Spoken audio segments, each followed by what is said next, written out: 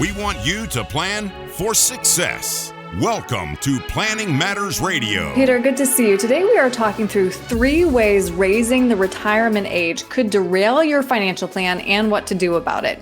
The Social Security Fund is set to run out of money by 2033. One measure that could help keep the program afloat would be to raise the retirement age. So we're going to talk through a few of those implications. Some experts believe the full retirement age could be pushed back to 70. The first way that could affect your plan, of course, claiming Social Security early will lead to a lifetime of less benefits. Yeah, well, and it already does. Right. So I'll never tell somebody that continuing to work a few extra years is going to be bad for your financial confidence and stability and well-being, but now it may not be as much of an option. We always also have to balance quality of life with financial well-being because planning is a little bit of both, but there really is already a system here. If you absolutely need income, and when I say absolutely need, I mean you really need income before 62, then if you are disabled, there's the Social Security disability system that is in place. And that is something that we've talked about before. Social Security was to protect poverty in old age, but also younger disability. So you can claim something if you absolutely need it before 62, but 62 is when we are first eligible to claim Social Security specifically, but it is a haircut. You are not yet fully entitled for your full retirement age. And if you take it at 62, already it is a reduction from your full retirement age benefit. And because of the reduction that they are forecasting in 2033 and the possibility that they may graduate that full retirement age back even further, it could be an even deeper haircut. It's already about a 75% reduction or a 25% reduction from your full retirement age amount. And then if we experience the further reduction that they are forecasting, that could be another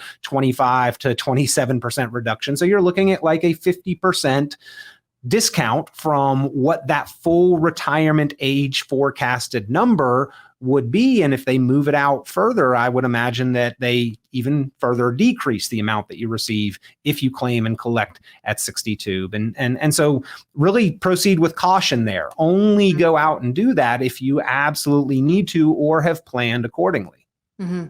And you kind of just touched on this, but you may have to work longer than you're able. But imagine not being able to work and not being eligible for those full retirement benefits. Yeah, well, that's, again, what the Social Security Disability Income SSDI is about. If you are not able to work, that is one thing. But if you are capable and able-bodied and still able to earn and out there actually earning an income, claiming it at 62 may not make sense because the government, in their eyes, they view that as double dipping, and they can penalize and will penalize your Social Security income if you are earning over a certain amount, which is a pretty low amount.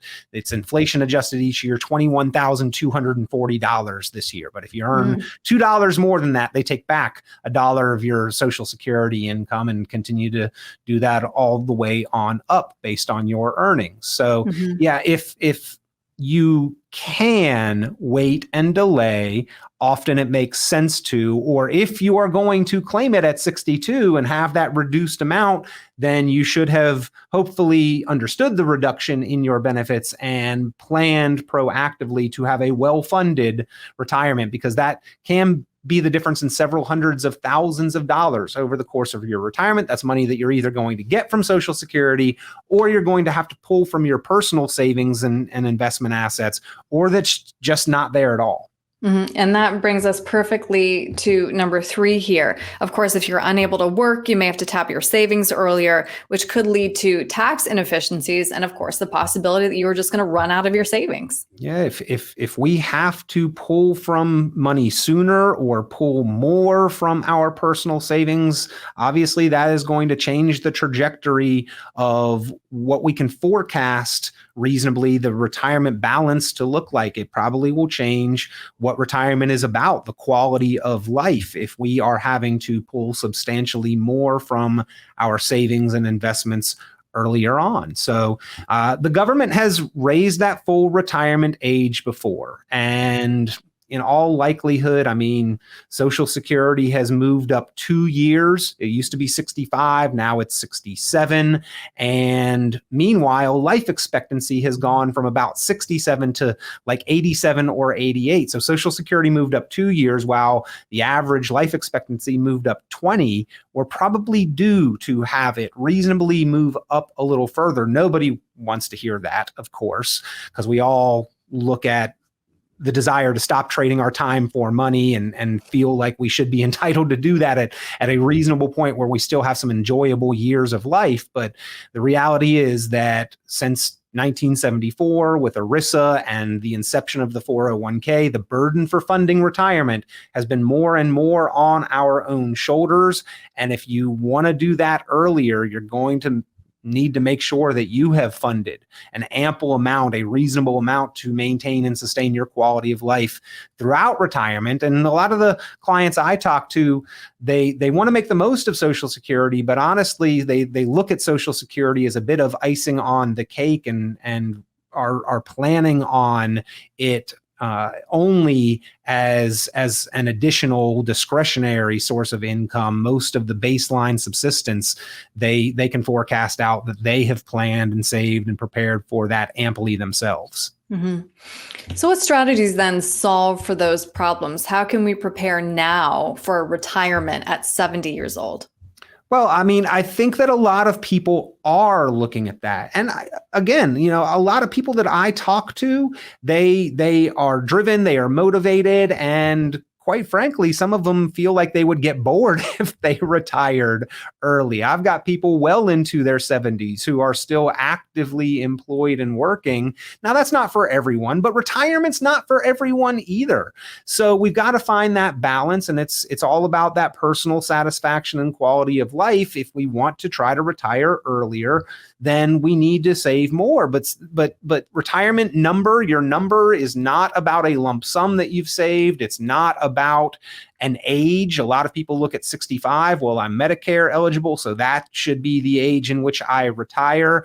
Really, it is all about controlling expenses and the ratio between your income and what those expenses are and how much your investment portfolio is capable of filling that gap. And that is the part of planning that a lot of people have ignored. So the sooner that we can really dig into planning for that income generation side, the better off we're going to be. It should start on the first day that we work. It doesn't for most people, but somewhere along the way, we need to look at the fact that our time and showing up to work, it is the income plan. And if we want to stop making the arrangement where we are trading time for money, then we've got to specifically plan our assets and investments to fill that income plan to make that transition. And a lot of people are in this growth accumulation model, shooting for higher returns. Fantastic. But we also need to look at planning for the next phase in that transition. And it's a step that's just too often overlooked. Again, though, having this conversation earlier rather than later is always important. Peter, if somebody has questions about anything that we've talked about today, what's the best way to reach you? You can reach me at Richon Planning, 919-300-5886. Peter Richon, 919-300-5886. You can also go online, richonplanning.com. It looks like Rich on Planning because you don't get rich on accident, but it's my last name, Richon. Peter Richon at richonplanning.com, and happy to talk through any aspect of your planning. And even if it's just how do we make the best decisions, how do we optimize Social Security, that is a very important conversation. Something you specialize in. Yep. All right, Peter, thank you. Absolutely. Thank you. This has been Planning Matters Radio. The content of this radio show is provided for informational purposes only and is not a solicitation or recommendation of any investment strategy. You are encouraged to seek investment, tax, or legal advice from an independent professional advisor. Any investments and/or investment strategies mentioned involve risk, including the possible loss of principal. Advisory services offered through Brookzone Capital Management, a registered investment advisor. Fiduciary duty extends solely to investment advisory advice and does not extend to other activities such as insurance or broker-dealer services. Advisory clients are charged a quarterly fee for assets under management, while insurance products pay a commission, which may result in a conflict of interest regarding compensation.